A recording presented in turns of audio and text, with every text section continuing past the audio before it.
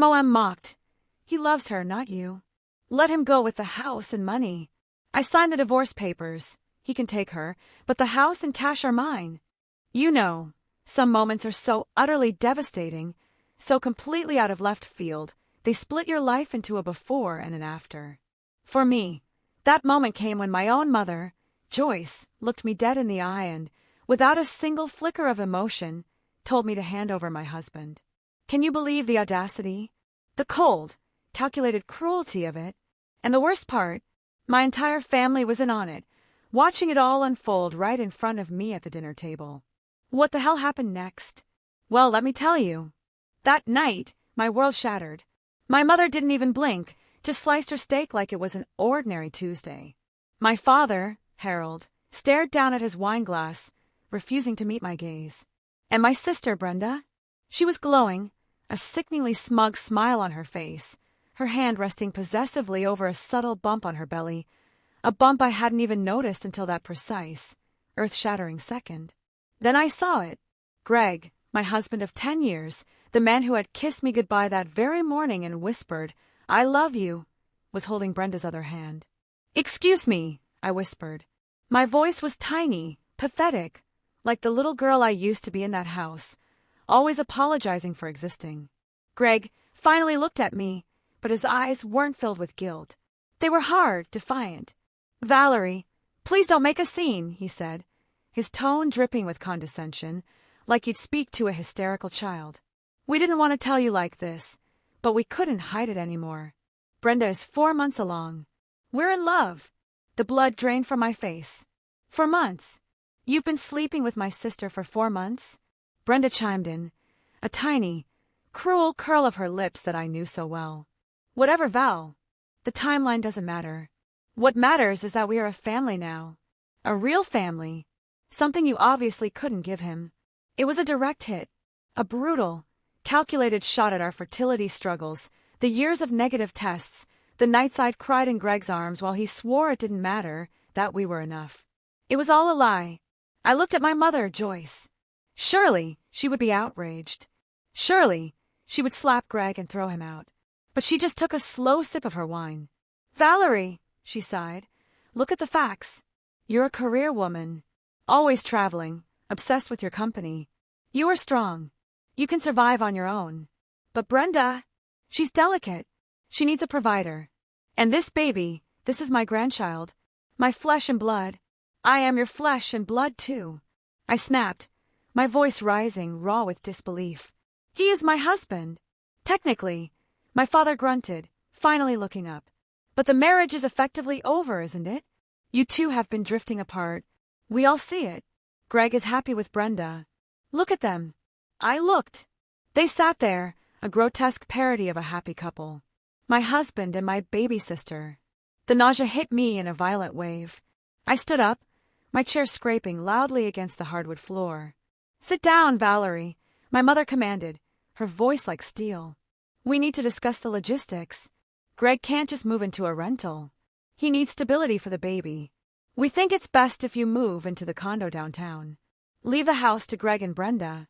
It's a good school district, and it's close to us, so we can help with the baby." My mouth fell open. "You want me to move out of my own house? The house I bought? The house I pay the mortgage on?" "It's Greg's house, too," my mother said dismissively. "California is a community property state, isn't it? Or Washington. Wherever we are, marriage means sharing. Besides, you have plenty of money. You can buy another one. Don't be greedy, Valerie. It's unbecoming." Greedy. I had paid for everything. I'd paid off my parents' car. I'd paid for Brenda's 3 failed attempts at college. I'd paid for Greg's business ventures that never made a dime. And now I was greedy for wanting to keep my own home. "I'm leaving," I said, grabbing my purse. My hands were shaking so hard I could barely grip the strap.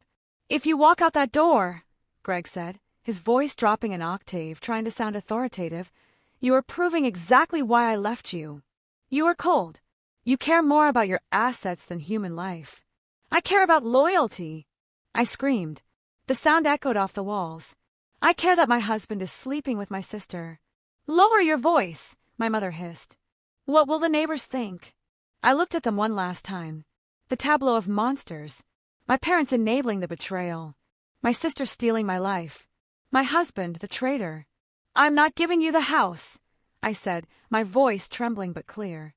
"And I'm not giving you a divorce without a fight." "You will," my mother said confidently. "Because if you don't, you'll lose this family forever. Do the right thing, Valerie. Be the big sister for once." I turned and ran. I didn't look back at the warm glow of that dining room. I just needed air. I needed to get away before I shattered into a million pieces right there on their doorstep. The rain in Seattle doesn't wash things clean. It just makes everything gray and slick. I stumbled to my car, fumbling with the keys. My vision was blurred, not just by the relentless drizzle, but by hot, angry tears that burned my cheeks. I got inside the sanctuary of my leather seats, the car I bought, I reminded myself bitterly, and locked the doors. For a moment, I just sat there, gasping for air, my hands gripping the steering wheel, so hard my knuckles turned white. I started the engine and peeled away from the curb, leaving behind the house where I had spent a lifetime trying to be good enough. I didn't know where I was going. I just drove. I merged onto the I-5, the wipers slapping a frantic rhythm against the glass. My mind was racing, trying to find a loophole in reality. Maybe this was a joke, a sick, twisted prank. Maybe I would wake up in my bed next to Greg, and he would be warm and smell like his cedarwood soap, and I would tell him about this nightmare, and he would laugh and hold me. But then the image of Brenda's hand on her stomach flashed in my mind. The smugness, the absolute lack of shame. It wasn't a nightmare. It was my life. I drove aimlessly for an hour, the city lights smearing into long streaks of neon. I eventually pulled into a parking lot overlooking the Puget Sound. It was pitch black out there, the water invisible except for the reflection of the city. I turned off the engine and let the silence crush me. How? How could he? I replayed the last 4 months. The late nights Greg spent networking, the weekends he went to help his parents with repairs. He wasn't with his parents. He was with mine. He was with her. They were all in on it. Every time I went to Sunday dinner, did they laugh at me behind my back? Did they look at me, the foolish woman working 80-hour weeks to fund their lifestyles, and mock my ignorance? I screamed. It was a raw, primal sound that tore at my throat. I pounded the steering wheel until my palms ached. I screamed for the 10 years I had wasted. I screamed for the baby I couldn't have and the one she was carrying. Then came the bargaining, the pathetic, desperate bargaining of a woman in shock. "Maybe we can fix this," a tiny, traitorous voice whispered in my head. "Maybe if I agreed to the open marriage. Maybe if I helped raise the baby." No. I looked at the passenger seat. There was a receipt crumpled in the cup holder. I picked it up. It was from a jewelry store, dated 2 weeks ago. A charm bracelet. I didn't have a charm bracelet. Brenda did. I remembered seeing a new silver chain on her wrist at dinner. He bought her jewelry with my money. The grief began to curdle into something colder. I thought about his vows. For richer or for poorer. He certainly loved the richer part. When we met, I was just a junior accountant, and he was a promising real estate agent. We were equals then. But as I climbed the ladder, taking night classes, earning my CPA, pushing for CFO, he stagnated. And instead of being proud, he resented it. "You're emasculating me," he had said once during a fight about money. "You treat me like an employee." I had apologized then. I had transferred $10,000 into his personal account the next day to invest in his consulting business, just to soothe his ego. I had bought his love over and over again. And my parents, that hurt the most. Be the big sister.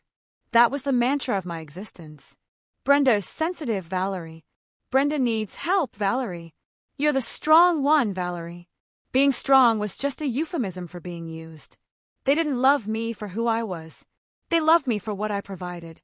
I was the family mule, carrying the heavy load, so Brenda could skip along lightly. I looked at my phone. 5 missed calls from my mother.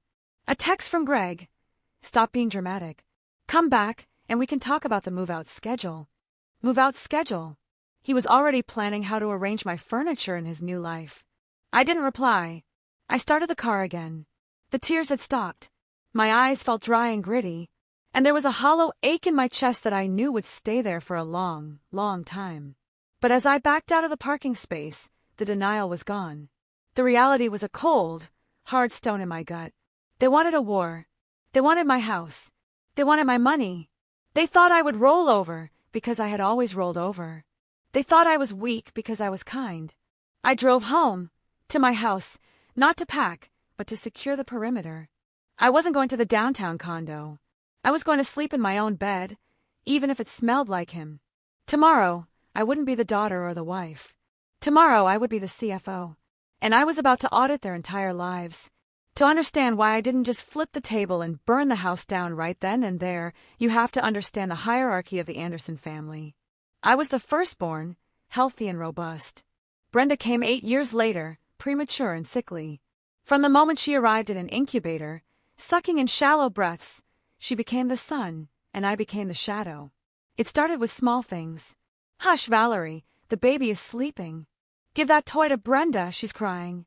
You don't need new shoes, Valerie, but Brenda needs orthopedic inserts. I learned early on that my needs were secondary. My role was to facilitate Brenda's happiness. I remember my 16th birthday. I had saved up money from babysitting and mowing lawns all summer to buy a car, a beat-up Honda Civic.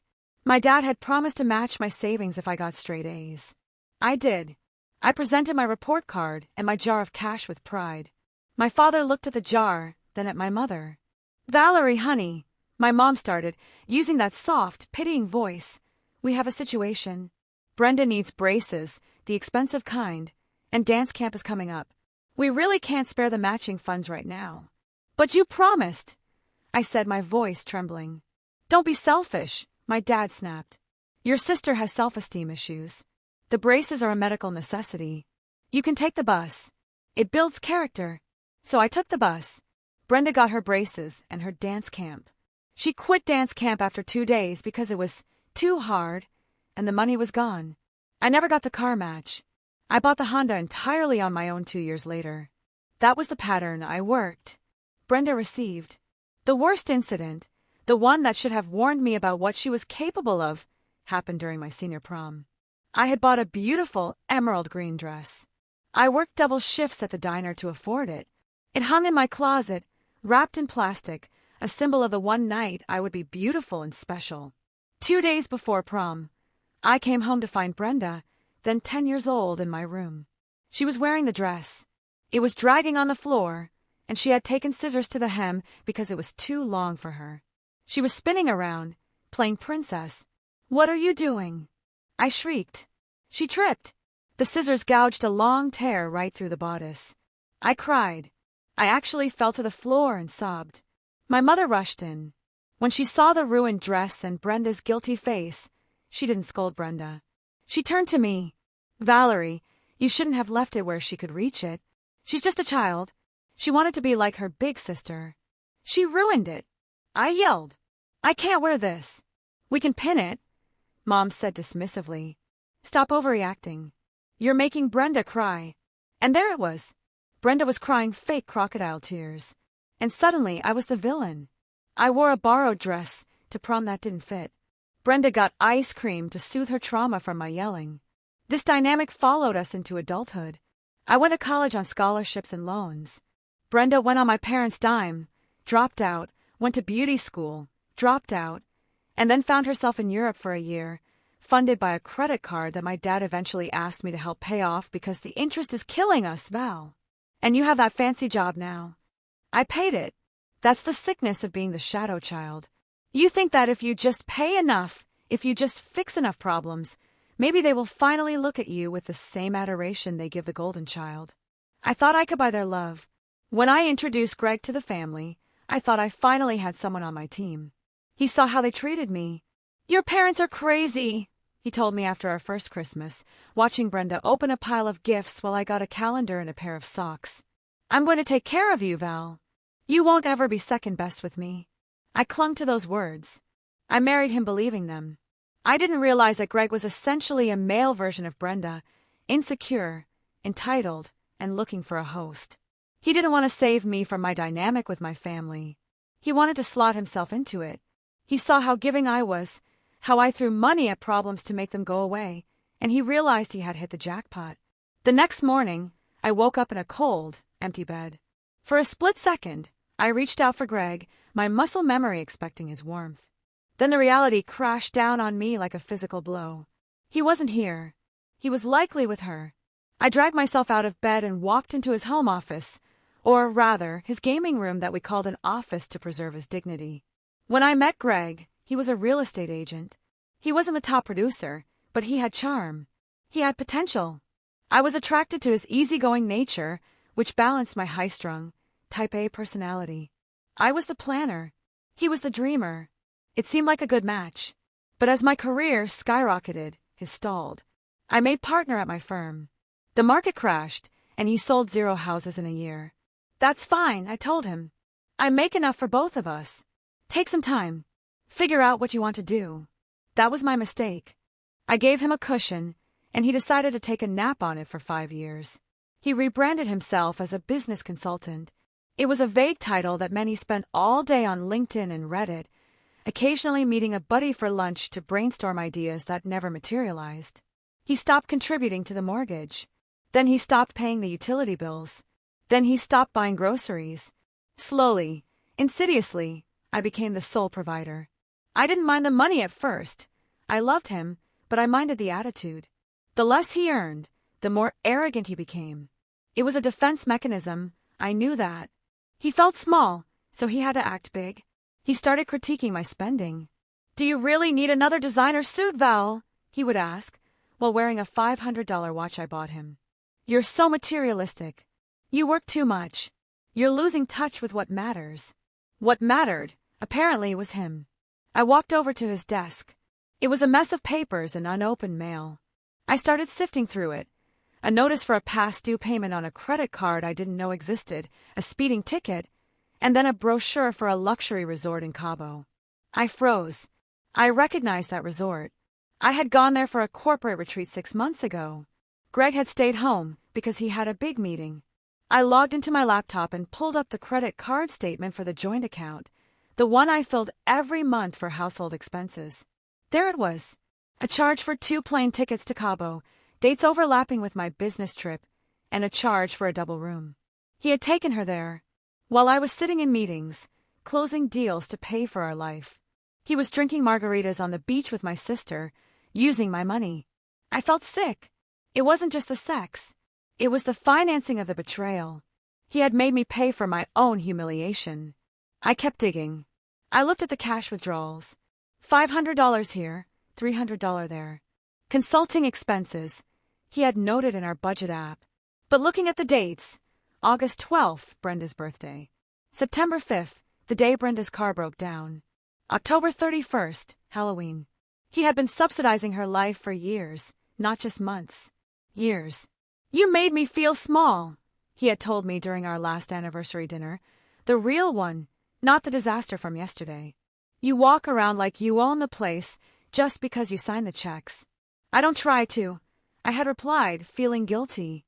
"I just want us to be secure." "Security isn't sexy, Val," he had sneered.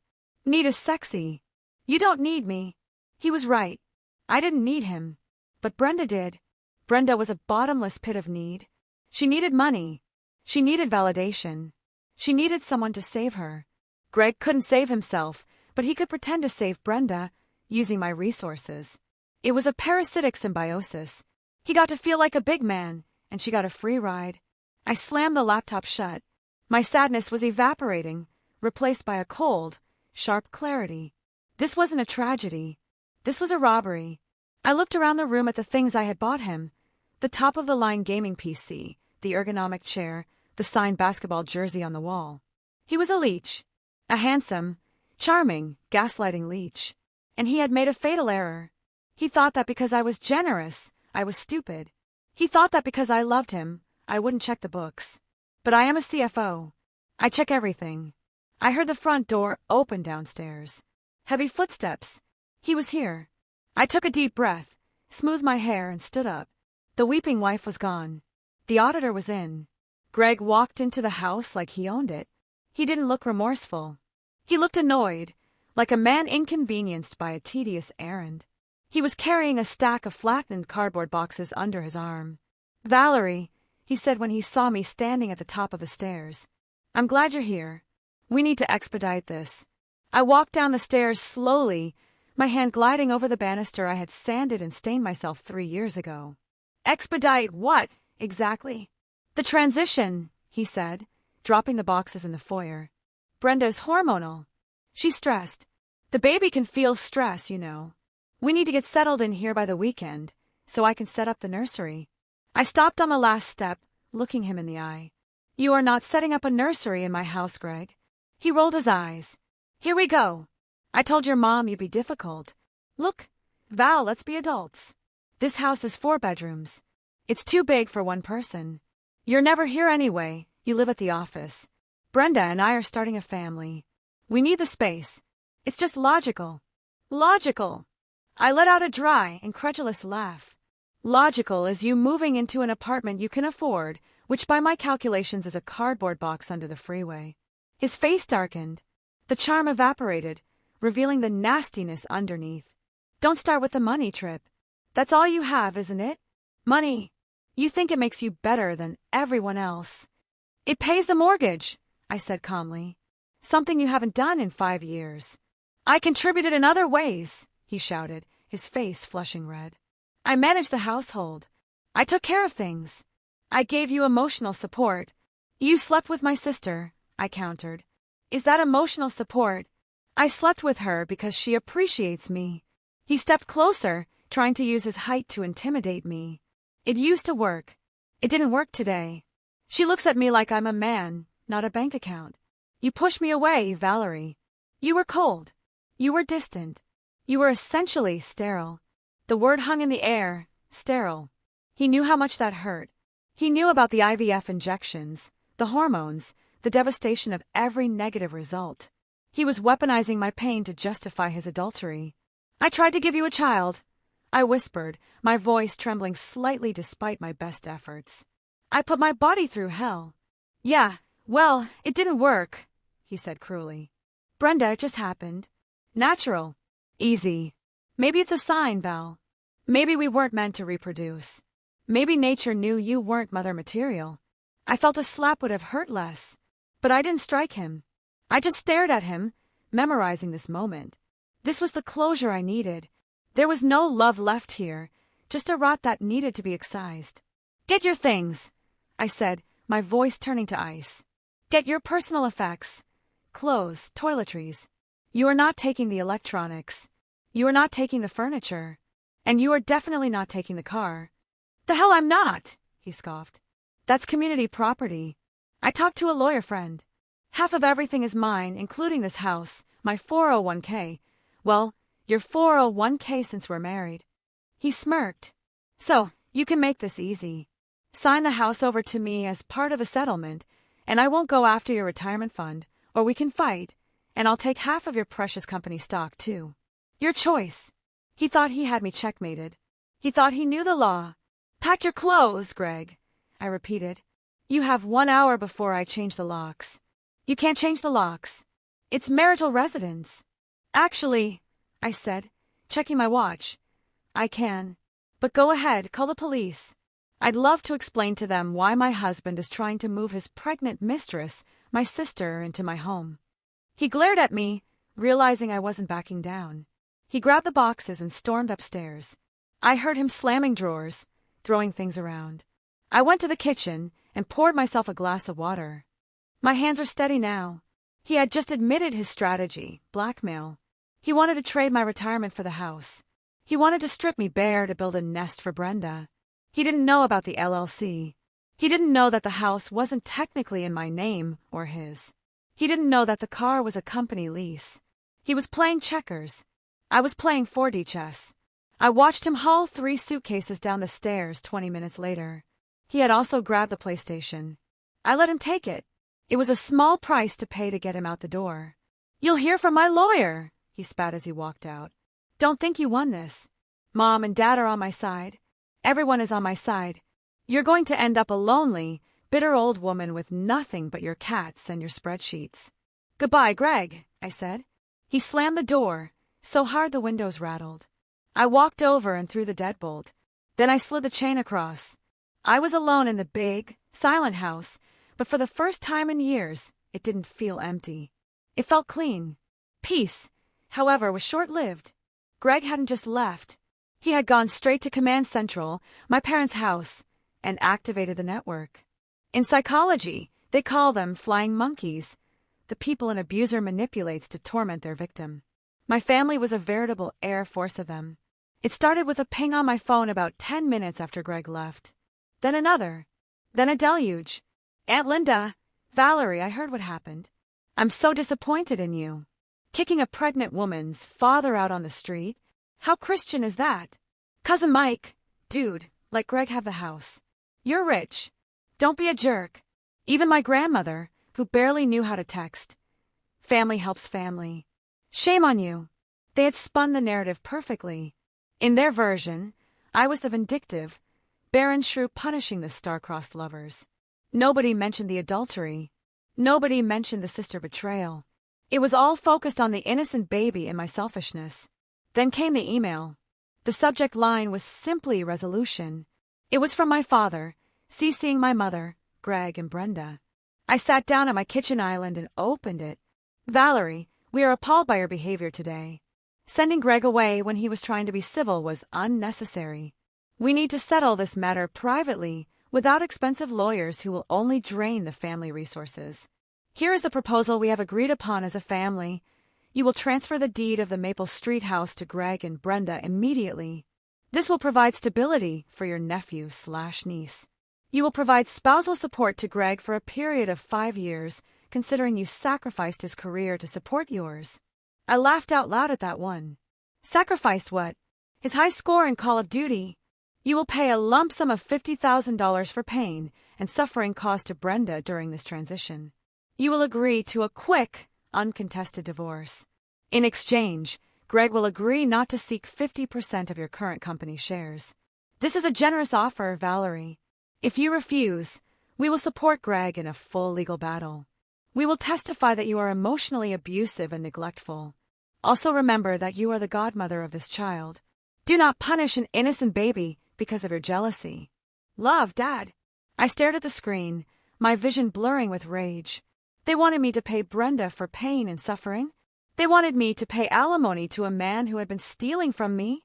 And the threat that my own parents were willing to perjure themselves to destroy me just to prop up Brenda? It was breathtaking in its audacity. They were banking on my guilt. They were banking on the fact that I had spent my entire life trying to please them. They thought if they pushed hard enough, the old Valerie, the shadow sister, would fold just to make the yelling stop. I started typing a furious reply. Are you insane? He cheated on me. She is my sister. But my finger hovered over the send button. No. That's what they wanted. They wanted an emotional reaction. They wanted me to engage, to argue, to plead. If I argued, I was negotiating. And you don't negotiate with terrorists. I deleted the draft. Instead, I printed the email. I printed the texts. I went to my home office and printed the bank statements showing Greg's theft. I printed the credit card receipts for the Cabo trip. I created a physical file. Label: War. My phone rang. It was my mother. I let it go to voicemail. It rang again. Dad. Voicemail. Then the house phone rang. They were relentless. I unplugged the landline.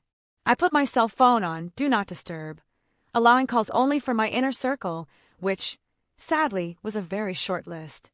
I felt a sudden wave of isolation. I had lost everyone. My husband, my sister, my parents, my extended family. Even the neighbors might turn on me once the gossip spread. I was the villain in their story, and nothing I said would change that, because the truth was inconvenient for them. The truth required them to admit Brenda was a homewrecker and Greg was a loser. It was easier to paint me as the monster. I walked to the window and looked out at the rain. I needed an ally. I needed someone who knew the real story. And then, as if summoned by my desperation, a yellow cab pulled into my driveway. A woman stepped out, struggling with a giant leopard print suitcase and a soaked umbrella. Sarah, my college roommate, my maid of honor, who had told me on my wedding day, I give it 5 years, but I support you. She lived in New York. I hadn't called her yet because I was too ashamed. But there she was, marching up my walkway like a general arriving at the front lines. I opened the door, and before I could say a word, she dropped her suitcase, looked at my tear-stained face and said, I saw Brenda's Facebook post about the miracle baby. I'm here to help you bury the body. Metaphorically or literally. I brought a shovel. I burst into tears, but this time they were tears of relief. Sarah didn't hug me gently. She hugged me fiercely, like she was trying to hold my shattered pieces together by sheer force of will. She dragged me into the living room, kicked off her heels, and opened a bottle of wine I had been saving for a special occasion. This is a special occasion, she declared, pouring 2 massive glasses. It's the day you finally wake up. We sat on the floor, and I told her everything. The dinner, the drive, the texts, the email from my father. When I showed her the email, Sarah didn't get sad. She got furious. She paced my living room, gesturing wildly with her wine glass. Pain and suffering for Brenda, she shouted. She slept with your husband. The only pain she should be feeling is the shame of being a terrible human being. And your parents, Val. I've told you for 20 years that they are toxic, but this is biblical-level betrayal. They said they'd testify against me, I said quietly. They said I was abusive. Let them, Sarah said, dropping to her knees in front of me and grabbing my shoulders. Listen to me, Valerie. Look at me. You are not the victim here. You are the bank. And they are terrified. Terrified. I sniffled. They seem pretty confident. That's bluster. Sarah said, think about it. Greg has no job. Brenda has no job. Your parents are retired and living on a fixed income, plus whatever handouts you give them. If you cut off the money tap, they starve. They are attacking you because they need you to fold before you realize you hold all the cards. She was right. I had been so focused on the emotional wound that I hadn't looked at the strategic landscape. He wants the house, I said. He thinks it's community property. Is it? Val, tell me you didn't put that loser on the deed. Sarah knew I was meticulous with finances. I managed a weak smile. I bought the house before the wedding. It's in the name of the 5 Anderson Holdings, LLC. I put it there for liability protection because of my job. Sarah's eyes widened. And the prenup? My boss at the time insisted on it, I said. Greg signed it without reading it because he wanted to prove he didn't care about money. But I haven't looked at it in 10 years. I don't remember the specific clauses. Then we find it, Sarah commanded. Tonight, we find every scrap of paper. We build a fortress. And tomorrow we go nuclear. We spent the next 4 hours turning my home office upside down. We found the prenup in a safe box at the back of the closet. We found tax returns. We found the credit card statements I had printed earlier. As we worked, Sarah kept up a steady stream of reality checks. He told you were sterile, she asked as she sorted through receipts. Val, didn't you tell me once that Greg refused to get tested? I paused. Yeah. He said his boys were fine. He wouldn't go to the urologist. He said the problem was obviously me because of my stress. Right. Sarah snorted. Or maybe he's the problem. And Brenda got knocked up by the pool boy, and they're pinning it on Greg because he's the one with the rich wife. I stopped cold. The thought hadn't even occurred to me. Brenda wouldn't. Greg wouldn't be that stupid. Greg is exactly that stupid, Sarah said. And Brenda is exactly that manipulative. We need to add a paternity test to your list of demands. By 3 a.m., we had a pile of evidence, the consulting expenses that were actually gifts for Brenda, the timeline of the affair based on credit card locations, the prenup, which, upon rereading, had a devastating infidelity clause. I looked at the stack of papers. It was ugly. It was a chronicle of my stupidity and their greed. But it was also ammunition. You realize what you have to do, right? Sarah said, pouring the last of the wine. You can't just divorce him. You have to destroy them. If you give them an inch, they will take everything. You have to go gray rock. No emotion, just law. I know, I said. The sadness was gone now, fully replaced by a cold resolve. I need a shark, not a family lawyer. A shark? Diane Miller, Sarah said. She handled my cousin's divorce. She eats cheating husbands for breakfast. I'll make the appointment for 9 a.m. I looked at my phone. Another text from my dad. We are waiting for your response, Valerie. Don't make us come over there. I typed a response this time. I will respond through my legal counsel. Do not contact me again, or I will file for harassment. I hit send. Then I blocked the number. Good, Sarah said. Now go to sleep.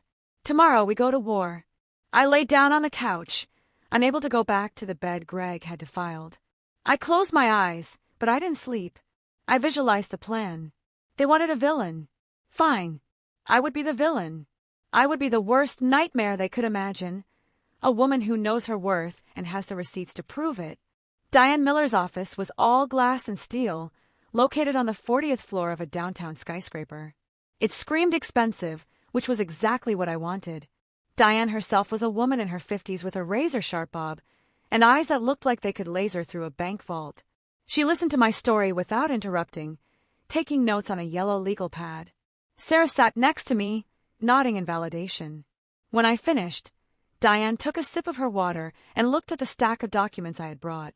Okay, she said, her voice calm, authoritative. Let's look at the damage. She picked up the prenup first. She scanned it, her eyebrows raising slightly. Who drafted this? My old corporate counsel, I said. Is it valid? It's ironclad, Diane said, a small smile playing on her lips. Section 4, paragraph B.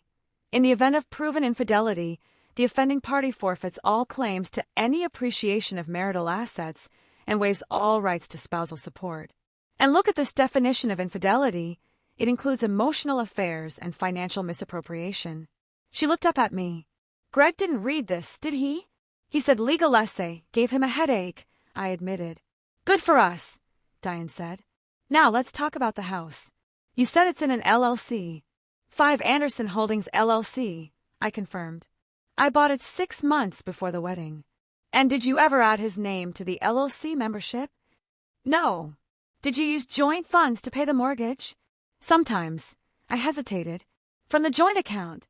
Diane frowned. That creates a commingling issue. He could claim he contributed to the equity. But, I interrupted, pulling out the spreadsheet Sarah and I made last night. I can prove that every dollar in the joint account came from my paycheck. Greg hasn't deposited a cent in 5 years. In fact, these records show he withdrew joint funds for personal use, gambling, gifts for Brenda, travel. Diane took the spreadsheet. Her eyes scanned the columns. He spent $15,000 on online poker last year. Apparently, I said. I felt a flush of shame. I didn't check the line items. I just paid the total balance. This is embezzlement, Diane stated. He was taking funds entrusted to the marital partnership and diverting them for illicit purposes. We can argue that any equity he claims he built was negated by the theft. She leaned back in her chair. Valerie, here is the situation. Legally, you are in a very strong position. But practically, these cases are messy. Judges hate family drama. If we go to court, it will take 2 years. Your parents will testify. It will be ugly. I don't care, I said. I want him to have nothing. I understand, Diane said. But there's a smarter way. We appeal to their greed. She outlined the plan. We call it the honey trap. They think you are emotional and weak, Diane explained. They think you are desperate to keep the peace. So we play into that. We draft a separation agreement. We make it look like you are giving them exactly what they want. A quick divorce so they can get married and be a real family.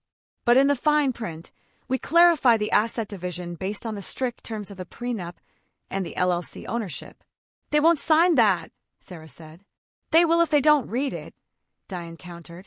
Or if they think they are getting something better.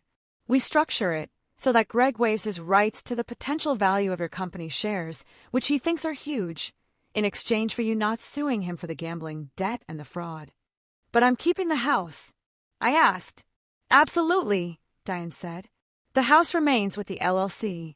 The agreement will state that Greg vacates the property upon the finalization of the divorce decree, but we couch it in language that makes it sound like a temporary transition. We let them believe they are winning until the ink is dry. It's risky, I said. It relies on their arrogance. Diane agreed. From what you've told me, Greg and your sister are not detail-oriented people. They are opportunistic. They will see quick divorce and waiver of lawsuit, and they will sign. I thought about Greg's face when he left the house. You're just a bitter old woman with your spreadsheets. He underestimated me. He always had. Let's do it, I said. One more thing, Diane added. We need to secure your assets immediately. Cut all credit cards. Freeze the joint accounts. Move your direct deposit today. Right now. He'll notice, I said. He'll notice. He can't use your money to date your sister, Diane said. The party is over. Leaving Diane's office, I felt lighter than I had in years. I had a plan. I had a team. I went straight to the bank. I sat with a manager and systematically dismantled the financial life Greg and I had built. I closed the credit cards. I removed him as an authorized user. I transferred the bulk of his savings into a new account solely in my name.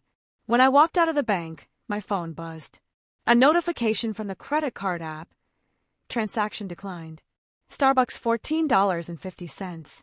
He was buying coffee for two, probably a latte for him and a decaf for Brenda. And for the first time, the card didn't work. I smiled. It was a small, petty victory, but it tasted sweet. Sorry, Greg, I whispered to the phone. Looks like you're paying cash today. But the real test was coming. I had to go see them. I had to look them in the eye and pretend I was broken, all while holding the knife that would cut the cord. I texted my father. I'm ready to talk. Let's meet. The trap was set. Now I just had to make sure I didn't vomit when I saw them. The coffee shop I chose for the meeting was neutral ground. It was halfway between my parents' house and my office, a sterile corporate chain with fluorescent lighting and jazz music that was just a little too loud. I arrived 15 minutes early, not because I was eager, but because I needed to get into character. I checked my reflection in the darkened window. I had worn my oldest cardigan, the one with the slight pill on the sleeve, and skipped my usual concealer. I let my shoulders slump. I needed to look like the defeated wife, the woman who had lost everything and was desperate to salvage a scrap of dignity. Diane sat next to me, crisp and professional, but she had softened her usual shark-like gaze. Remember, she whispered, sliding a thick document across the table. You are not the CFO today. You are the heartbroken sister. Let them think they are doing you a favor by signing this. I nodded, my stomach churning. It wasn't fear anymore. It was anticipation. It was the feeling of watching a roller coaster inch toward the drop. Greg and my father arrived together. Greg looked tired but smug, wearing a suit jacket I had bought him 3 Christmases ago. My father walked with that stiff, righteous gait he used when he felt he was the moral authority in the room.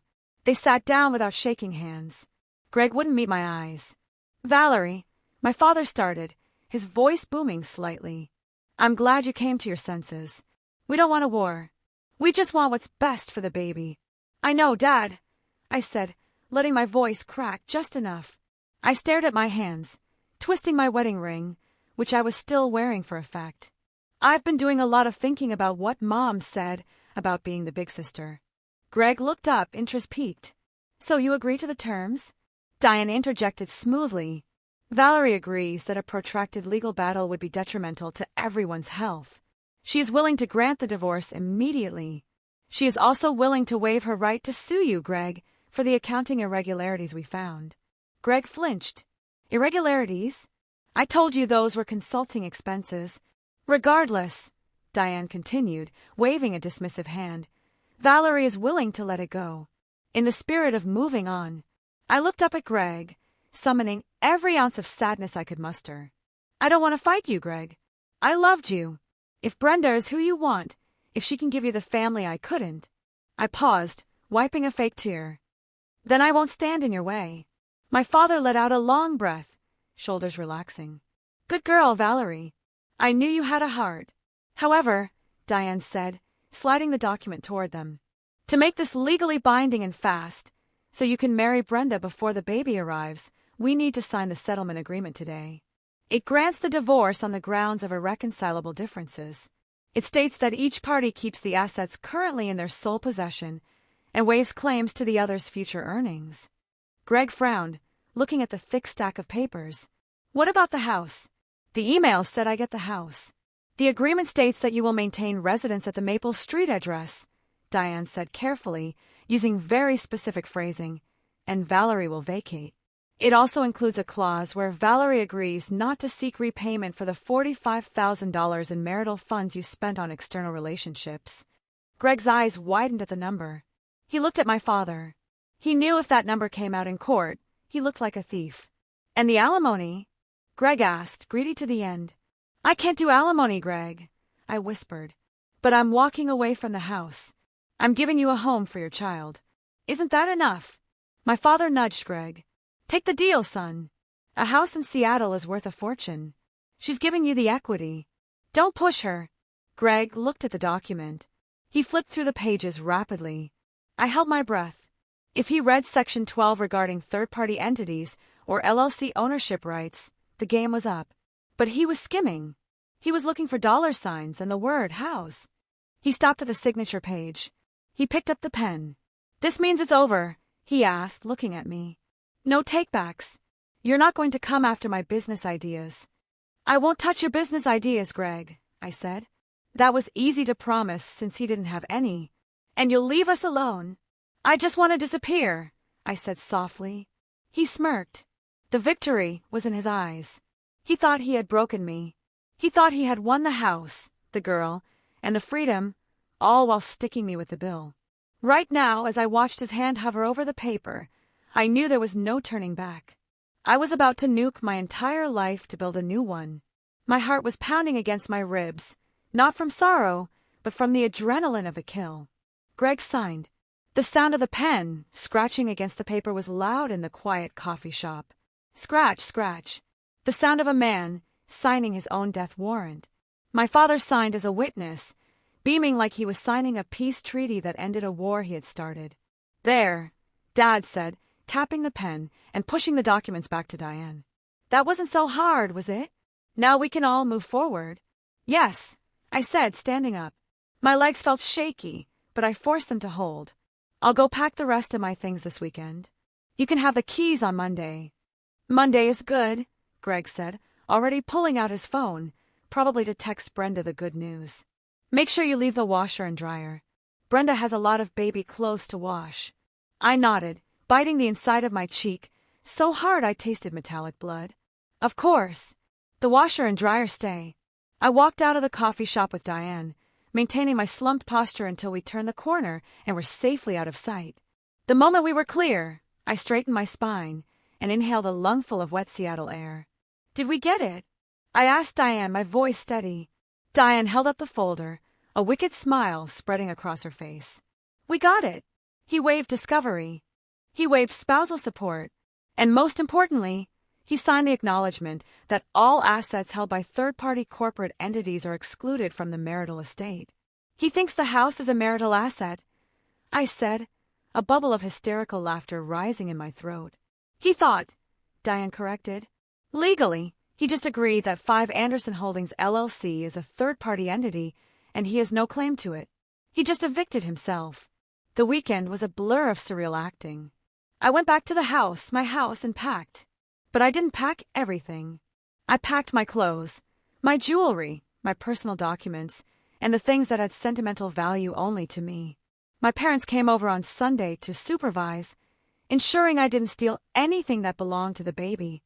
Brenda was there, sitting on my sofa, eating my snacks, directing Greg on where to hang a new, hideous painting she had bought. Valerie, Brenda called out as I was taping up a box of books. Leave the Dyson vacuum, okay?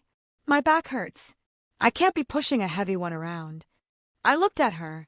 She was glowing with the triumph of the golden child who finally got the ultimate prize. She had taken my husband, my home, and my future. Or so she thought. Sure, Brenda, I said. And the espresso machine, she added. Greg says you make great coffee. I need to learn. Keep it. My mother walked into the room, shaking her head. You see, Valerie, it feels good to give, doesn't it? You have so much. It's only right to share with those less fortunate. It feels clarifying, I said. Well, don't look so sour, Mom chided. You're a free woman now. You can focus on your career. That's what you always wanted, right? No husband to cook for, no kids to worry about. Just you and your money. The disdain in her voice when she said money was palpable. Yet she was standing in the house my money bought, wearing a sweater my money paid for. Yes, Mom, I said, picking up the last box. Just me and my money. I walked to the door. Greg was standing there, holding the keys I was supposed to surrender. No hard feelings, Val, he said, offering a hand I refused to shake. Ideally, we can still be friends, for the family. Friends. I repeated, looking him dead in the eye. Goodbye, Greg. Enjoy the house. Really soak it in. I handed him a set of keys. They were the old keys. I had already scheduled the locksmith for Monday morning. An hour after the eviction notice would be served, but he didn't need to know that yet. I walked to my car, the rental I had picked up because I had hidden my company car in a garage Diane recommended. I drove away, watching them in the rearview mirror. My parents waving, Greg and Brenda kissing in the doorway. It was the perfect picture of a happy family. I drove 2 blocks, pulled over, and vomited into a bush. The acting was over. The nausea of pretending to be weak, pretending to accept their abuse, finally caught up with me. I wiped my mouth, took a swig of water, and looked at myself in the mirror. You did it, I whispered. Now burn it down. The next 30 days were a lesson in patience. In Washington state, there is a waiting period for divorce, even an uncontested one. But because we had filed the settlement agreement immediately, the clock was ticking down to the final decree. During this time, I lived in a corporate apartment my company owned. I went to work. I smiled in meetings. I ignored the Instagram posts Brenda was putting up. So blessed to be building a nest with my soulmate in our dream home, captioned with a photo of her feet up on my coffee table. Nursery progress, showing Greg painting my guest room a garish blue. Every photo was a piece of evidence I saved, just in case. But the real weapon was the paperwork Diane had filed. Let me explain exactly how the trap worked, because if you are a woman with assets, you need to know this.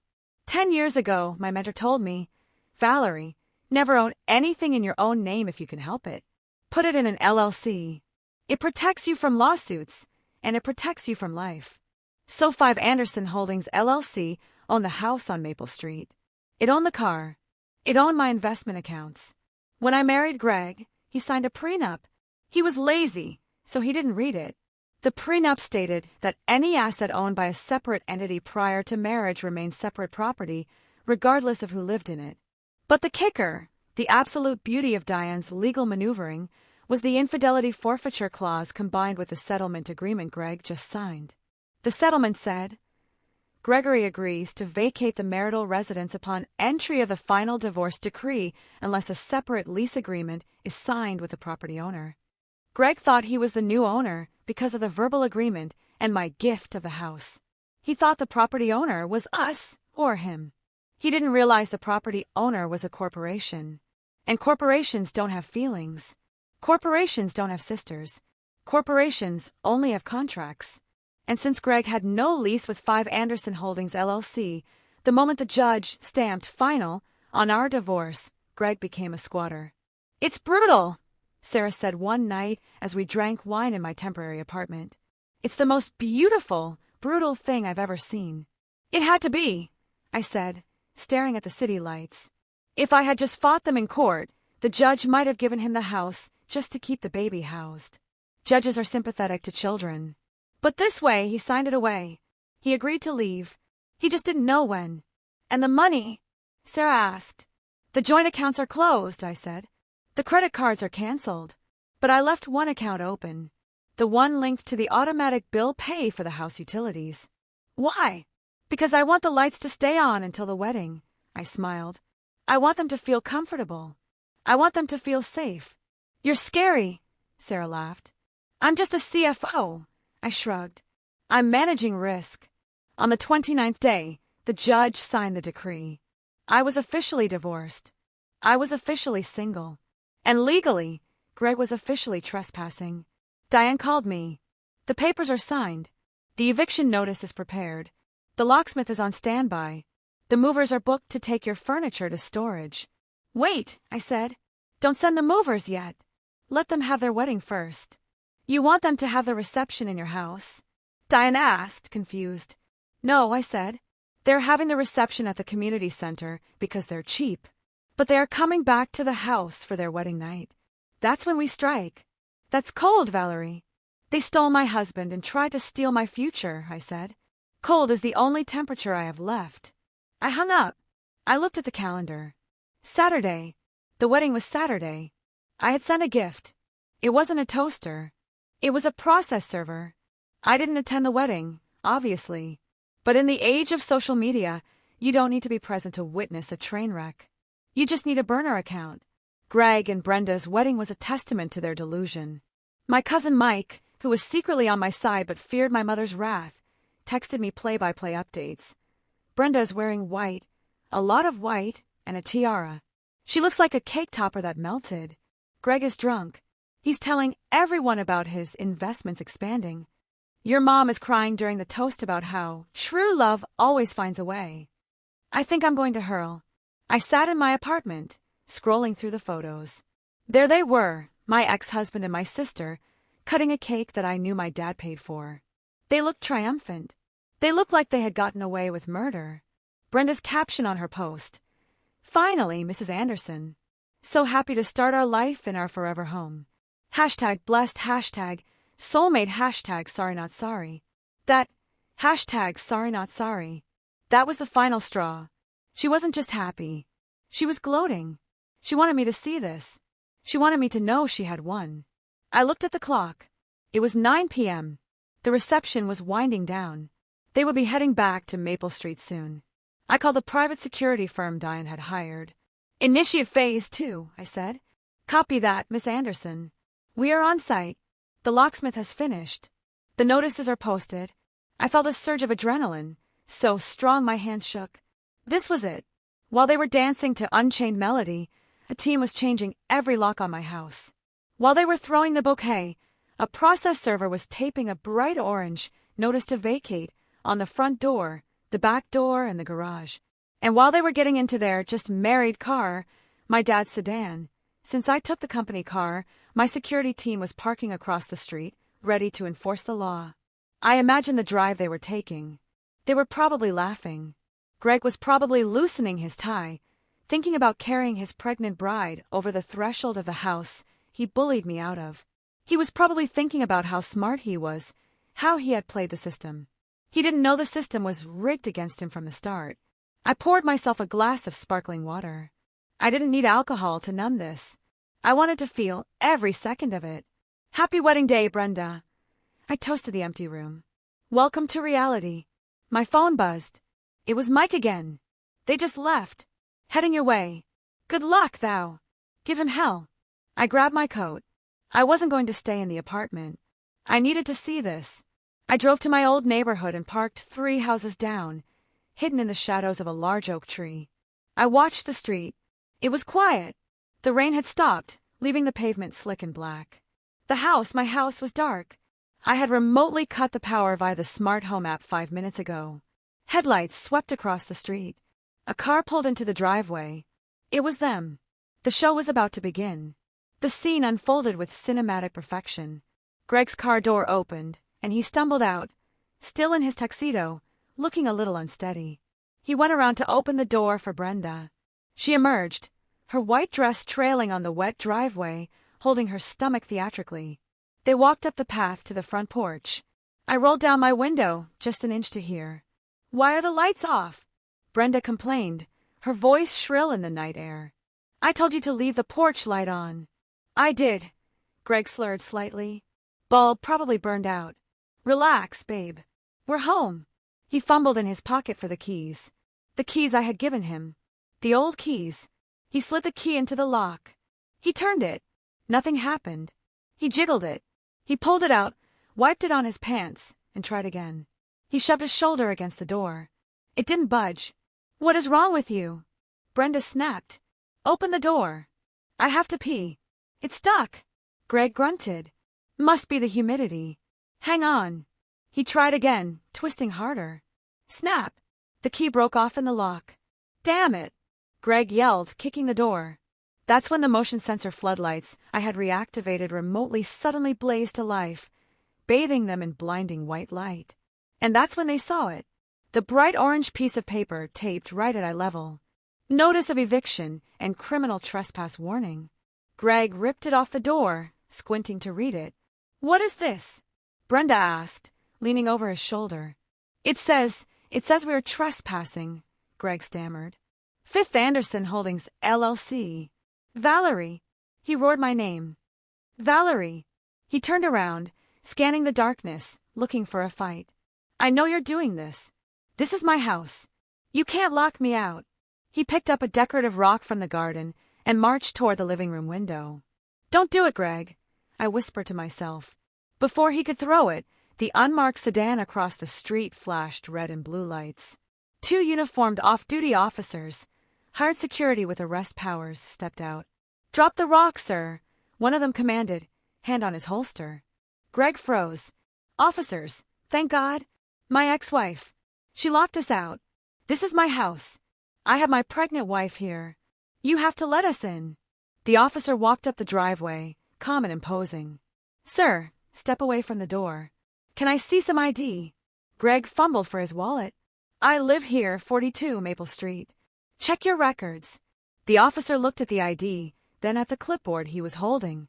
I have a deed here listing the owner as 5 Anderson Holdings, LLC, and I have a signed court order dated yesterday stating that Mr. Gregory Anderson agreed to vacate the premises immediately upon divorce.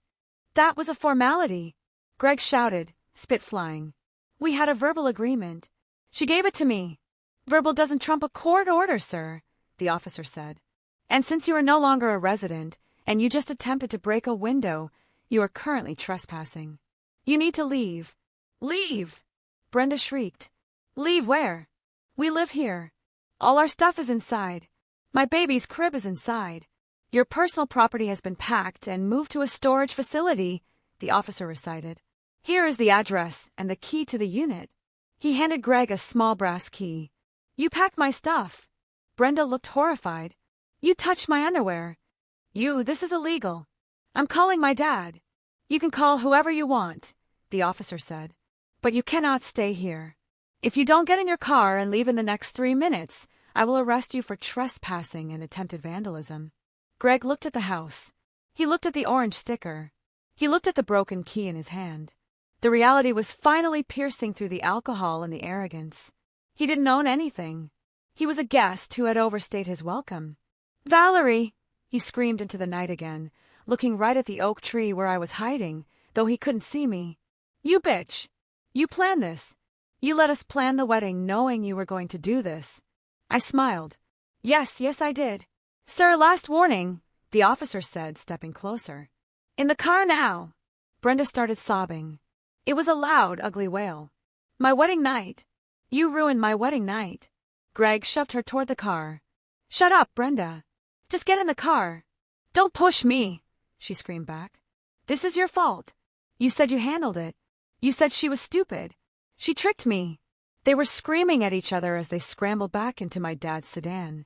Greg slammed the door, peeled out of the driveway, and sped off, the tires screeching on the wet asphalt. The officers watched them go, then turned off their lights and returned to their post. Silence descended on Maple Street. I leaned back in my seat, my heart racing but my soul singing. They were homeless on their wedding night. But I wasn't done. The house was just the shelter. Now I had to take the food. The next phase of my plan relied on the fact that Greg and Brenda were creatures of habit and entitlement. I knew exactly where they would go. There was only one luxury hotel in town that they considered worthy of them, the Fairmont. I drove there, keeping a safe distance. Sure enough, my dad's car was pulled up to the valet. Greg was storming into the lobby, Brenda trailing behind, her white dress now streaked with mud from the driveway tantrum. I parked and walked into the lobby, staying near a large potted palm where I could see the check-in desk. Greg slammed his hand on the marble counter. I need a suite. The presidential if you have it. My house. We had a plumbing emergency. Line to the end. The receptionist typed away. Certainly, sir. We have a suite available. That will be $850 a night, plus tax. May I have a credit card for incidentals? Greg pulled out his black Amex, the one that used to be attached to my corporate perks, the one I had canceled at 9:01 a.m. that morning. He swiped it. The receptionist frowned. I'm sorry, sir. This card has been declined. Try it again. Greg snapped. It's an Amex Platinum. It doesn't have a limit. It's coming up as card canceled/stolen, she said, her voice dropping a polite decibel. Stolen. Greg turned red. That bitch. Here, try the Visa. He handed over the joint Visa. Declined. Greg started sweating. He patted his pockets. He pulled out a debit card, his personal one, The one linked to the account where he kept his consulting money. "This one works," he said confidently. The receptionist swiped. She waited. She looked up, pity in her eyes. "Sir, it says insufficient funds." "What?" Greg yelled. "There was $5,000 in there yesterday." There was. But remember the gambling debt, the one I had stopped paying? The casino had a lien. The moment the joint protection was lifted by the divorce decree, the creditors swooped in and garnished his personal account. Diane had tipped them off. Brenda stepped up, wiping her mascara-stained eyes. "Just use my card, Greg." "God." She dug into her purse and pulled out a card. It was a supplementary card. "On my account, ma'am, this card is also invalid," the receptionist said. The silence in the lobby was deafening. People were staring. The bride in the muddy dress and the groom with no money. We have cash," Greg stammered. He opened his wallet. He had maybe $40. Not enough for a Motel 6, let alone the Fairmont. "I need to make a call," Greg said, his voice trembling. He pulled out his phone. He dialed my number. I watched my phone light up in my purse. I let it ring. He dialed my parents. "Dad," I heard him say, his voice breaking. "She locked us out. She canceled the cards. We're at the Fairmont. We can't pay. We have nowhere to go." I couldn't hear my father's response, but I saw Greg's face crumble. "What do you mean you can't come?" "Yes, I know it's late, but Brenda is pregnant." Fine. We'll come to you." He hung up and looked at Brenda. "Your dad says we can sleep on the pull-out couch in the den." "The couch!" Brenda shrieked. "I'm a bride. I'm pregnant. I can't sleep on a couch." "Well, we can't sleep here," Greg shouted back, losing it. "We have no money, Brenda." "She took it all. She took every damn cent." "You said you had your own money," Brenda accused, shoving him. "You said you were a tycoon." "I was spending her money," Greg confessed, his voice echoing off the high ceilings. "It was all her money. Are you happy now?" The receptionist cleared her throat. "Sir, ma'am, I'm going to have to ask you to leave. You're disturbing the other guests." They walked out of the hotel. The walk of shame to end all walks of shame. No luxury suite, no champagne, just a cold ride back to my parents' house to sleep on a lumpy sofa in a room that smelled like old newspapers. I walked to the bar in the hotel lobby. "Champagne," I told the bartender. "The most expensive glass you have?" "Celebrating something?" he asked. "Freedom," I said. "And justice." Monday morning. I walked into my office building feeling like I was walking on air. The security guards nodded at me. My assistant, oblivious to the weekend's drama, handed me my coffee. "You have a full schedule," she said. "And, your family is in the lobby. They're demanding to see you." "Send them to conference room B," I said calmly. "And call Diane. Tell her to bring the file. Oh, and ask Mr. Henderson from legal to join us." I checked my makeup. Sharp-winged eyeliner, red lip power suit. I wasn't Valerie the victim anymore. I was the CEO of my life. I walked into conference room B. They were all there. My mother looking haggard. My father furious. Greg wearing the same clothes as yesterday, looking unwashed. Brenda weeping softly in the corner. "You monster!" my mother screamed the moment I entered. "How could you?" On their wedding night. I sat at the head of a table. "Please sit down. We have business to discuss." "Business?" Greg slammed his fist on the table. "You stole my house. You stole my money. I reclaimed my property," I corrected. "And I stopped subsidizing your fraud." "We are going to sue you," my father shouted. "We are going to tell everyone what you did." "Tell them what?" I asked coolly. "That I evicted my ex-husband from a house he didn't own? That I stopped paying for my adult sister? Go ahead. But before you do, you should look at this." Diane walked in, followed by our corporate counsel. She placed a thick stack of papers on the table. "This," I said, pointing to the stack, "is a forensic accounting of the last 5 years. Greg, you embezzled over $150,000 from our joint accounts for gambling and unauthorized gifts. That is a felony." Greg turned pale. "And Brenda," I looked at my sister. "Here are the receipts for the jewelry, the trips, the clothes, all paid for with stolen money. In the eyes of the law, that makes you an accessory to fraud. Receiving stolen goods." Brenda stopped crying. I didn't know." Ignorance is not a defense, Diane said sharply. Now, I continued, standing up. Here is my offer. I will not press criminal charges against Greg. I will not sue Brenda for the return of the assets. I will not sue you, Mom and Dad, for the money I lent you over the years that you forgot to pay back. My parents shrank in their seats. In exchange, I said, you will sign a non-disclosure agreement. You will never contact me again. You will never come to my office. You will never come to my home. And you, I pointed to Greg, you will acknowledge that the debt you owe the casino and the IRS is yours alone. The IRS? Greg squeaked. Oh yes, I smiled. I filed an innocent spouse relief form this morning. The IRS knows you didn't declare that gambling income. They'll be in touch. Greg put his head in his hands. He was done. You're destroying us, my mother whispered. We're family. No, I said, my voice hard as steel. You were parasites. I was the host. I'm just curing the infection. What about the baby? Brenda wailed. Your nephew. He needs a home. I looked at Brenda. I looked at her stomach. And I played my final card, the one I had been saving. About that baby, I said, pulling one last sheet of paper from the file. Greg, do you remember when we tried IVF? You refused to get tested. Greg looked up, confused. So, I had the doctor run a test on the sample you gave for the home kit we tried first. I found the results in your desk. You hid them. I slid the paper to him. You have a genetic condition, Greg. Azoospermia. You have 0 sperm count. You are sterile. The room went completely silent. You could hear the hum of the air conditioning. Greg looked at the paper. Then he looked at Brenda. Brenda's face drained of all color. She looked like a ghost. Brenda. Greg's voice was a dangerous whisper.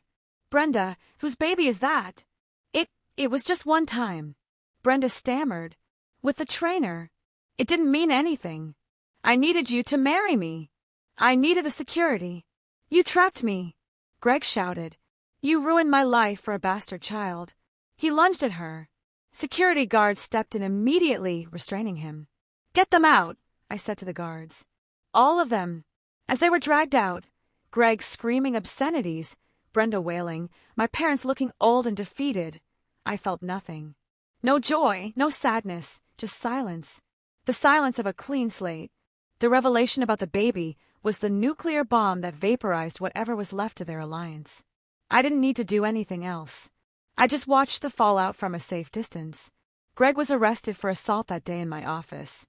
He spent the night in jail. When he got out, he had nowhere to go. My parents refused to let him back in. After all, he wasn't the father of their grandchild anymore. He was just a broke, violent man who had humiliated them. Brenda's life imploded. My parents, faced with the shame of a daughter pregnant by a random gym trainer and the loss of their rich son-in-law fantasy, turned on her. How could you be so stupid? I heard my mother screaming at her over the phone. Sarah had bought the house. Kidding. It was Cousin Mike again with the updates. You had the golden goose and you killed it. They didn't care about the morality. They cared that the scam failed. Greg filed for an annulment based on fraud. He claimed Brenda tricked him into marriage. He also tried to sue me again, representing himself because he couldn't afford a lawyer. The judge threw it out in 5 minutes and ordered him to pay my legal fees. Since he couldn't pay, he had to declare bankruptcy. And the baby. It turned out the trainer was a 22-year-old college student with no money and no interest in being a father. Brenda was facing single motherhood with 0 assets, living in her childhood bedroom, listening to our mother complain daily about how much she cost. I received a letter from Greg about 2 weeks later. It was sent to my office. Valerie, I know I messed up. I was weak. Brenda manipulated me. She preyed on my insecurities. I never stopped loving you. I was confused. Please, can we talk? I'm living in my car. I have nothing. You are the only good thing that ever happened to me. Please give me a second chance. I read it twice. 10 years ago, I would have cried. I would have thought, he's hurting. I need to help him. But I looked at the handwriting, the same hand that signed away my dignity for a house he didn't own. I took a red marker. I wrote, "Return to sender," across the envelope, and I dropped it in the shredder. I didn't hate him anymore. I just didn't care. He was a stranger. A lesson I had learned the hard way. The destruction of the Anderson-Miller clan was total. My parents, without my monthly allowance, couldn't afford their lifestyle. They had to list their house. The house where I grew up, the house where I was always second best. They downsized to a small 2-bedroom apartment in a less desirable part of town. Brenda had to get a job, a real job. She started working as a receptionist at a dental clinic. Cousin Mike told me she looks 10 years older. She complains to anyone who will listen about how her evil sister stole her inheritance. But nobody listens. People in town saw the police cars. They know the truth. Greg left Seattle. Rumor has it he moved back to Ohio to live with his brother. He's working in a call center. I maintained absolute no contact. I changed my number. I moved to a new house, a sleek, modern penthouse in the city, far away from the suburbs. I sold the Maple Street house to a nice young couple. I didn't want the memories. One rainy afternoon, 6 months later, I ran into my mother at the grocery store. It was inevitable in a city, I suppose. She looked frail. Her hair wasn't dyed its usual perfect blonde. The gray was showing. She saw me and stopped her cart. "Valerie," she said. Her voice wavered. I stopped. I didn't run. I stood my ground. "Hello, Joyce." "Not Mom. Joyce." "We miss you," she said, tears welling up. "Your father, he's not doing well. His heart, we could use some help." There it was. The hook. The guilt. His heart. Help. I looked at this woman who had told me to give my husband to my sister, who had called me greedy, who had valued me only as long as I was useful. "I'm sorry to hear that," I said politely. "Medicare covers heart conditions. You should call them." "Valerie," she gasped. "We are your family." "No," I said, leaning in close so she could hear every word. "You made your choice. You chose Brenda. You chose the lie. You don't get to come back to the truth just because the lie stopped paying the bills." "I'm your mother." "You were my egg donor," I said, "and my abuser. I'm done paying for my own abuse." I walked past her. I didn't look back. I bought my groceries, expensive cheese, good wine, things I enjoyed, and I walked out into the rain. But this time, the rain felt clean. It felt like baptism. It has been a year since the dinner from hell. I am writing this from a balcony on the Amalfi Coast. I took a sabbatical. For the first time in my life, I am not working. I am just being. The lawsuit is a distant memory. The pain is a scar, faded and white. I met someone here. His name is Luca. He's an architect. He doesn't know about my money, and he doesn't care. He likes that I'm smart. He likes that I beat him at chess. Yesterday, we were sitting by the ocean, and he asked me, "Valerie, why do you always check the bills so carefully?" I smiled. "Because I learned that if you don't audit your life, someone else will embezzle your happiness." I thought about Brenda, probably changing a diaper in a cramped apartment, bitter and angry. I thought about Greg answering phones in Ohio, dreaming of the life he threw away. They wanted everything. They ended up with nothing. I wanted nothing but love, and I ended up with everything.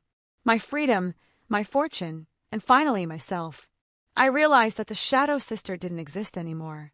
I wasn't a shadow. I was the sun. I had just been letting them stand in front of my light. I took a sip of my wine, the same wine I drank the night Sarah told me to fight. "To the auditors," I whispered to the sea. And the sea whispered back, "You won. If you are going through something like this, if you are the one always giving and never receiving, listen to me. Stop. Close the account. Change the locks. You are worth more than what you can provide for others. Don't be the shadow sister. Be the CEO of your life." Thank you for listening to my story. What would you have done in my place? Have you ever faced something like this? Tell me what you think. I really want to know.